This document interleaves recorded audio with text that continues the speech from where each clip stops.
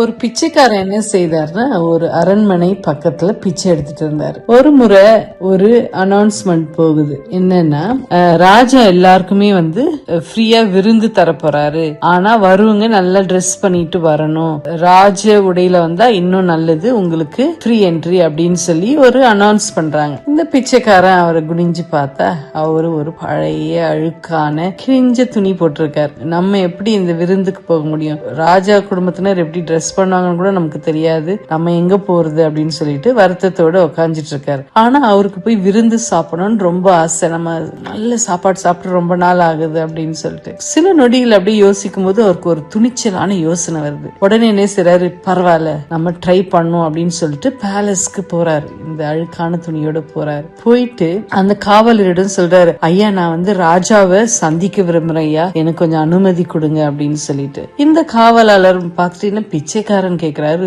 Sometime வேற ஊர்ல இருந்து வரவங்க கூட இது மாதிரி ட்ரெஸ் போட்டுட்டு வருவாங்க, லைக் டிஸ்கைஸ் பண்ணிட்டு வருவாங்க, ஏதாவது தூதரா இருக்கும்னு சொல்லிட்டு இவரு ராஜா கிட்ட கூட்டிட்டு போய் விடுறாரு. கூட்டிட்டு போய் விடும்போது அப்போ இந்த ராஜா கேக்குறாரு, என்ன பார்க்க வந்தீங்களா, யாரு நீங்க, என்ன வேணும் அப்படின்னு கேக்குறாரு. அவர் நினைச்சாரு ஏதோ பக்கத்து ஊர்ல இருந்து வராங்க அப்படின்னு. ஆனா இந்த பிச்சைக்காரன் சொல்றாரு, ஐயா மகிமையான ராஜாவே, நானும் விருந்துல கலந்துக்குள்ள எனக்கு ரொம்ப ஆசை, ஆனா எனக்கு ராஜ உடையே இல்ல, தயவு செய்து உங்க பழைய துணி எதனா இருந்தா எனக்கு குடுக்குறீங்களா அப்படின்னு. இதை கேட்டுதான் என்ன பண்ண போறாரு ராஜா, இவனை கொலை செய்யுங்க, என்ன தைரியம் அவனுக்கு, என்கிட்டயே ராஜா உடைய கேக்குறானே அப்படின்னு சொல்லிட்டு நடுங்கிட்டே கேக்குறான். கேட்கும் போது ராஜா உடனே சிரித்துட்டு சொல்றாரு, இளவரசன் அழைச்சு சொல்றாரு, இந்த மனுஷனை அறைக்கு கூட்டு போய் என்ன செய், உன் ஆடையை ஒண்ணு குடு அப்படின்னு சொல்லி அனுப்புறாரு. இந்த ஸ்டோரி மனசுல வச்சுக்கோங்க.